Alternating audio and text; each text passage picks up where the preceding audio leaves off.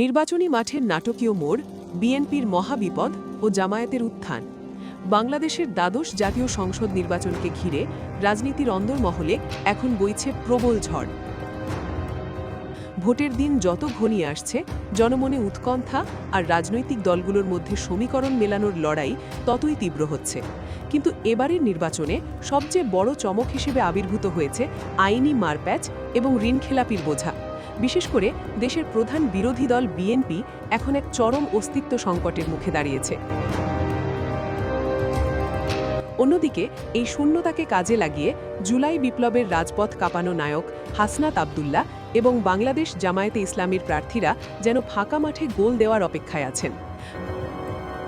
আজকের এই বিশেষ প্রতিবেদনে আমরা বিস্তারিত আলোচনা করব কেন বিএনপির 15 জন হেভিওয়েট প্রার্থী মাঠ থেকে ছিটকে পড়ার মুখে এবং কিভাবে অন্তত 20টি আসনে জামায়াত ও তাদের মিত্ররা বিনা পরিশ্রমে জয়ের স্বাদ পেতে যাচ্ছে।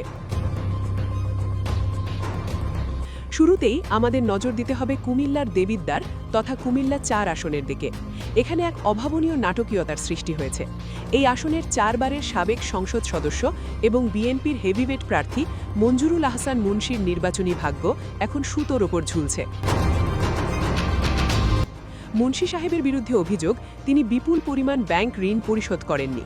বাংলাদেশ ব্যাংকের সিআইবি রিপোর্টে তার নাম ঋণখেলাপি হিসেবে ওঠার কথা থাকলেও তিনি কৌশলে হাইকোর্ট থেকে একটি স্থগিতাদেশ নিয়েছিলেন। কিন্তু দ্বিধা-বাম, পাওনাদার প্রতিষ্ঠান প্রিমিয়ার ব্যাংক এবং আইডিএলসি ফাইন্যান্স এই আদেশ মেনে নেয়নি। তারা সরাসরি আপিল বিভাগের চেম্বার আদালতে রিট করে।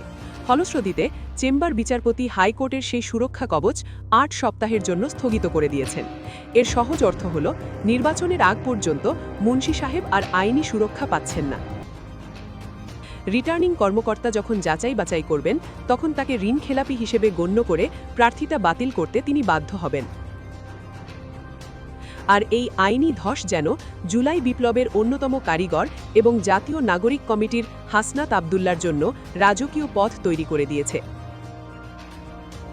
হাসনাত আবদুল্লাহ বর্তমানে তরুণ প্রজন্মের হার্টথ্রব, তার উপর জামায়াতের পূর্ণ সমর্থন রয়েছে। প্রধান প্রতিপক্ষ ছিটকে পড়লে হাসনাতের বিজয় এখন কেবল সময়ের ব্যাপার মাত্র। কুমিল্লার এই ঢেউ আছড়ে পড়েছে দেশের দক্ষিণ পশ্চিমাঞ্চলেও। যশোর 4 আসন অর্থাৎ বাঘারপাড়া ও অভয়নগরে বিএনপির প্রভাবশালী নেতা টিএস আইয়ুব এখন মহাবিপদে।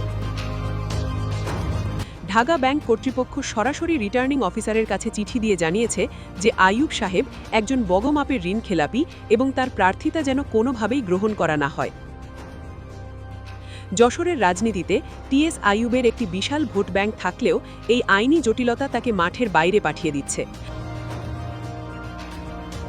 আর এই শূন্যস্থানে আবির্ভূত হয়েছেন জামায়াতে ইসলামীর অত্যন্ত জনপ্রিয় এবং ক্লিন ইমেজের নেতা অধ্যাপক গোলাম রসুল।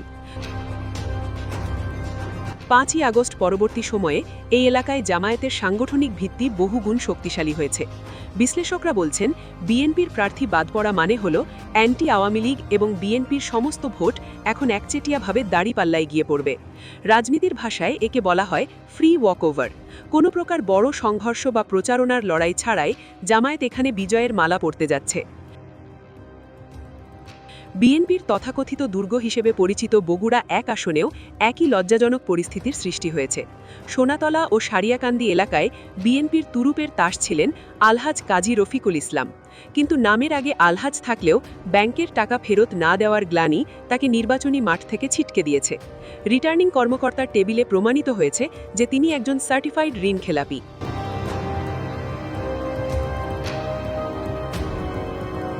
বিএনপি যেখানে রাষ্ট্র সংস্কারের কথা বলছে, সেখানে তাদের দুর্গ রক্ষার জন্য একজন ব্যাংক ঋণখেলাপিকে মনোনয়ন দেওয়া দলটির রাজনৈতিক দূরদর্শিতাকে প্রশ্নবিদ্ধ করেছে। এই আসনে জামায়াতে ইসলামীর প্রার্থী অধ্যাপক শাহাবুদ্দিন এখন অপ্রতিরোধ্য। মাঠ পর্যায়ের সাধারণ মানুষ বলছেন, লড়াইটা হওয়ার কথা ছিল ধানের শীষ আর দাড়িপাল্লার মধ্যে, কিন্তু ধানের শীষের প্রার্থী অযোগ্য হওয়ায় এখন অধ্যাপক শাহাবুদ্দিনের বিজয় কেবল আনুষ্ঠানিক ঘোষণা পাওয়ার অপেক্ষায় রয়েছে। ব্যক্তিগত আসনের বাইরে যদি আমরা জাতীয় পরিসংখ্যানের দিকে তাকাই, তবে দৃশ্যটি আরও ভয়াবহ। বর্তমান রিপোর্ট অনুযায়ী সারা দেশে প্রায় ৩১ জন প্রার্থী ঋণ খেলাপি হওয়ার পরও আদালতের অস্থায়ী আদেশের ওপর ভিত্তি করে টিকে আছেন। এই ৩১ জনের মধ্যে ১৫ জনই হলেন বিএনপির প্রার্থী। এটি কেবল রাজনৈতিক ব্যর্থতা নয়, বরং একটি নৈতিক বিপর্যয়। সাধারণ মানুষের প্রশ্ন, যারা হাজার হাজার কোটি টাকার ব্যাংক ঋণ ফেরত দেয় না, তারা সংসদ সদস্য হলে জনগণের আমানত কিভাবে রক্ষা করবেন?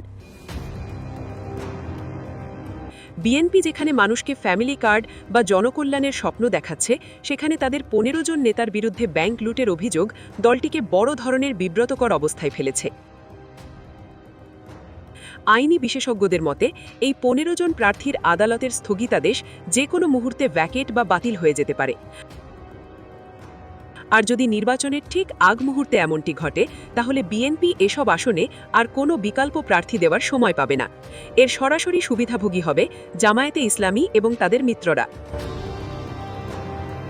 অনেকেই মনে করছেন, এই আইনি লড়াইয়ের পেছনে জামায়াতের একটি সূক্ষ্ম কৌশল কাজ করছে।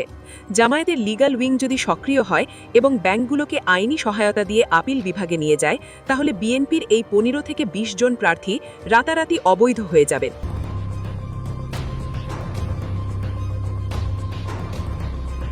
তখন ব্যালটে ধানের শীষের প্রতীক থাকলেও বাস্তবে ভোট দেওয়ার মতো কোনো যোগ্য প্রার্থী থাকবে না।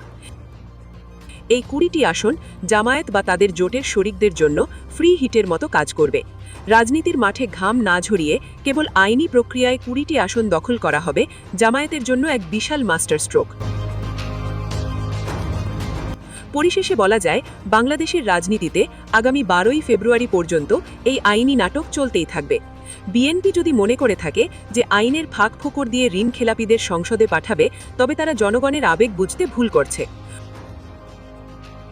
অন্যদিকে জামায়াতে ইসলামী তাদের পরিচ্ছন্ন ভাবমূর্তি এবং সুসংগঠিত আইনি প্রস্তুতির মাধ্যমে যেভাবে এগিয়ে যাচ্ছে, তাতে আগামী সংসদে তাদের অবস্থান বেশ শক্তিশালী হবে বলে ধারণা করা যাচ্ছে। তবে শেষ হাসি কে হাসবে তা জানতে আমাদের চোখ রাখতে হবে ব্যালট বাক্সের দিকে। দেশের মানুষ কি ব্যাংক লুটেরাদের প্রত্যাখ্যান করে নতুন কোনো নেতৃত্ব বেছে নেবে, নাকি আইনি জটিলতা কাটিয়ে বিএনপি ঘুরে দাঁড়াবে? সুপ্রিয় দর্শক, আপনি কি মনে করেন, ঋণ খেলাপিদের মনোনয়ন দিয়ে বিএনপি কি নিজের পায়ে নিজেই কুড়াল মারল? আর হাসনাত আব্দুল্লাহ বা জামায়াতের এই সম্ভাব্য জয় কি বাংলাদেশের রাজনীতিতে ইতিবাচক পরিবর্তন আনবে? আপনার মূল্যবান মতামত আমাদের কমেন্ট বক্সে লিখে জানান। ভিডিওটি ইনফরমেটিভ মনে হলে আপনার বন্ধুদের সাথে শেয়ার করুন এবং দেশ বিদেশের সর্বশেষ রাজনৈতিক বিশ্লেষণ পেতে আমাদের চ্যানেলটি সাবস্ক্রাইব করে বেল আইকনটি চেপে রাখুন। আজ এ পর্যন্তই। আল্লাহ হাফেজ।